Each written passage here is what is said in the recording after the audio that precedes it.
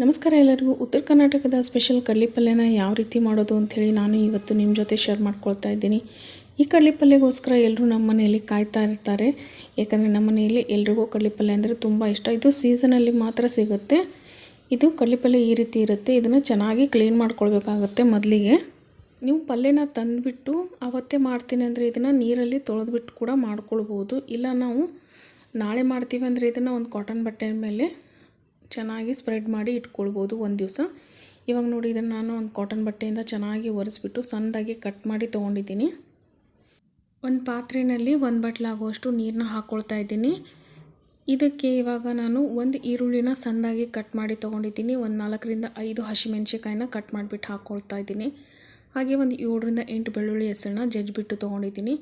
ಒಂದು 4 ರಿಂದ 5 table spoon ಆಗುವಷ್ಟು ಶೇಂಗಾನ ಅಂದರೆ ಕಡಲೆ ಬೀಜನ ಸ್ವಲ್ಪ ಜಜ್ಜಿಬಿಟ್ಟು ತೊಗೊಂಡಿದ್ದೀನಿ. ಹಾಗೆ ಕಟ್ ಮಾಡಿರುವಂಥ ಕಡಲೆ ಪಲ್ಯನ ಹಾಕ್ಕೊಳ್ತಾ ಇದ್ದೀನಿ. ಇದಕ್ಕೆ ಇವಾಗ ರುಚಿಗೆ ತಕ್ಕಷ್ಟು ಉಪ್ಪನ್ನ ಸೇರಿಸ್ಕೊಳ್ತಾ ಇದ್ದೀನಿ. ಇವಾಗ ಇದನ್ನು ಗ್ಯಾಸ್ನ ಆನ್ ಮಾಡಿಬಿಟ್ಟು ಹೈ ಫ್ಲೇಮ್ನಲ್ಲಿ ಇಟ್ಕೊಂಡು ಇದನ್ನು ಚೆನ್ನಾಗಿ ಮಿಕ್ಸ್ ಮಾಡ್ಕೊಳ್ಬೇಕಾಗತ್ತೆ. ನೀರನ್ನ ಮೊದಲಿಗೆ ಜಾಸ್ತಿ ಹಾಕ್ಕೊಳ್ಬೇಡಿ, ನೀರು ಬೇಕಾದಂಗೆ ನಾವು ಸೇರಿಸ್ಕೊಳ್ಬೇಕಾಗುತ್ತೆ ಸ್ವಲ್ಪ ಸ್ವಲ್ಪ. ಇವಾಗ ನೋಡಿ, ಇದನ್ನೆಲ್ಲನೂ ಮಿಕ್ಸ್ ಮಾಡಿದ್ದೀನಿ. ನೀರೆಲ್ಲ ಡ್ರೈ ಆಗಿದೆ. ಇವಾಗ ಇದಕ್ಕೆ ಒಂದು 1/4 ಕಪ್ ಆಗುವಷ್ಟು ನೀರನ್ನ ಸೇರಿಸ್ಕೊಳ್ತಾ ಇದ್ದೀನಿ. ಇದು ತುಂಬ ಅಂದರೆ ತುಂಬ ಟೇಸ್ಟಿಯಾಗಿರುತ್ತೆ. ಹಾಗೆ ಬಿಸಿ ಬಿಸಿ ಜೋಳದ ರೊಟ್ಟಿಗೆ, ಹಾಗೆ ಖಡಕ್ ಜೋಳದ ರೊಟ್ಟಿಗೆ ಚೆನ್ನಾಗಿರುತ್ತೆ. ರಾಗಿ ರೊಟ್ಟಿಗೆ ಕೂಡ ಚೆನ್ನಾಗಿರುತ್ತೆ. ಯಾಕಂದರೆ ಇದು ಮತ್ತು ಚಪಾತಿಗಾಗಲಿ ದೋಸೆಗಾಗಲಿ ಚೆನ್ನಾಗಿರಲ್ಲ. ಬರೀ ರಾಗಿ ರೊಟ್ಟಿ ಅಥವಾ ಜೋಳದ ರೊಟ್ಟಿಗೆ ಚೆನ್ನಾಗಿರುತ್ತೆ. ಇದನ್ನು ಮಿಕ್ಸ್ ಮಾಡಿದ ಮೇಲೆ ಲೋ ಫ್ಲೇಮ್ನಲ್ಲಿ ಗ್ಯಾಸ್ನ ಇಟ್ಟಿದ್ದೀನಿ. ಹಾಗೆ ಒಂದು ಮುಚ್ಚಳ ಮುಚ್ಚಿ ಇಡಬೇಕಾಗತ್ತೆ. ಮಧ್ಯ ಮಧ್ಯದಲ್ಲಿ ಸ್ವಲ್ಪ ಕೈ ಆಡಿಸ್ಕೊಳ್ಬೇಕಾಗತ್ತೆ. ಯಾಕಂದರೆ ನೀರದು ಏನಾದರೂ ಬೇಕಿದ್ದರೆ ನೋಡ್ಕೊಳ್ಬೇಕಾಗತ್ತೆ.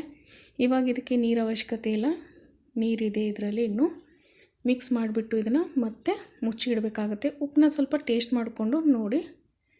ಇವಾಗ ಇದಕ್ಕೆ ಉಪ್ಪು ಸರಿಯಾಗಿದೆ, ನೋಡ್ತಾ ಇರ್ಬೋದು ನೀರು ಕೂಡ ಇದೆ. ಈಗ ಇದನ್ನು ಮುಚ್ಚಿ ಇಡ್ತಾ ಇದ್ದೀನಿ. ತುಂಬಾ ಕ್ವಿಕ್ಕಾಗಿ ಪಲ್ಯ ರೆಡಿ ಆಗುತ್ತೆ. ಹಾಗೆ ಟೇಸ್ಟ್ ಕೂಡ ಸೂಪರಾಗಿರುತ್ತೆ. ನೀವು ಯಾರಾದರೂ ತಿಂದಿಲ್ಲ ಅಂದರೆ ಒಂದು ಸಲ ಕಡಲೆ ಪಲ್ಯ ಸಿಕ್ಕಾಗ ತೊಗೊಂಬಂದು ಮಾಡ್ಕೊತೀನಿ, ಸೂಪರಾಗಿರುತ್ತೆ. ಹಾಗೆ ಚಾನಲ್ ಯಾರೆಲ್ಲ ಹೊಸದಾಗಿ ನೋಡ್ತಾ ಇರಲ್ಲ ಚಾನಲ್ನ ಸಬ್ಸ್ಕ್ರೈಬ್ ಮಾಡ್ಕೊಂಡು ನೋಡಿ. ವಿಡಿಯೋಗಳು ಇಷ್ಟ ಆದರೆ ಲೈಕ್ ಮಾಡೋದನ್ನ ಮರಿಬೇಡಿ. ಲೈಕ್ ಮಾಡೋದ್ರ ಮುಖಾಂತರ ನಮ್ಮ ಚಾನಲ್ನ ಸಬ್ಸ್ಕ್ರೈಬ್ ಮಾಡಿ ಅಂತ ಕೇಳ್ಕೊತೀನಿ. ಹಾಗೆ ಎಲ್ಲ ವಿಡಿಯೋಗಳನ್ನ ನಿಮ್ಮ ಫ್ಯಾಮಿಲಿ ಫ್ರೆಂಡ್ಸ್ ಜೊತೆನೂ ಶೇರ್ ಮಾಡಿ ಸಪೋರ್ಟ್ ಮಾಡಿ. ಇವಾಗ ನೋಡಿ, ಮುಚ್ಚಳನ ತೆಗೆದುಬಿಟ್ಟು ಸ್ವಲ್ಪ ನೀರಿದ್ದರೆ ಇದನ್ನು ಹೈ ಫ್ಲೇಮ್ನಲ್ಲಿ ಇಟ್ಕೊಂಡು ಪೂರ್ತಿಯಾಗಿ ಡ್ರೈ ಮಾಡ್ಕೊಳ್ಬೇಕಾಗತ್ತೆ. ನೋಡಿ, ಪೂರ್ತಿ ಎಲ್ಲ ಡ್ರೈ ಮಾಡಿದ್ಮೇಲೆ ಕಡಲೆ ಪಲ್ಯ ಈ ರೀತಿ ಕಾಣುತ್ತೆ ನಿಮಗೆ. ಇದು ಪೂರ್ತಿಯಾಗಿ ಡ್ರೈ ಮಾಡ್ಕೊಂಡು ತಿಂದ್ರೇ ಚೆನ್ನಾಗಿರುತ್ತೆ. ಸ್ವಲ್ಪ ಕೂಡ ನೀರಿರಬಾರ್ದು, ಅಷ್ಟು ಟೇಸ್ಟಿಯಾಗಿ ಬರೋದಿಲ್ಲ.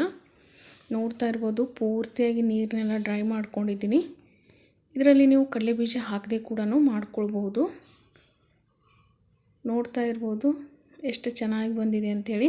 ನಿಮಗೂ ಕೂಡ ಇದ್ರ ಟೇಸ್ಟ್ ಗೊತ್ತಾಗಬೇಕಂದ್ರೆ ನೀವು ಕೂಡ ಒಂದ್ಸಲ ಈ ವಿಡಿಯೋನ ನೋಡಿಬಿಟ್ಟು ಮಾಡ್ಕೋತೀರಾ ಅಂತ ತಿಳ್ಕೊತೀನಿ.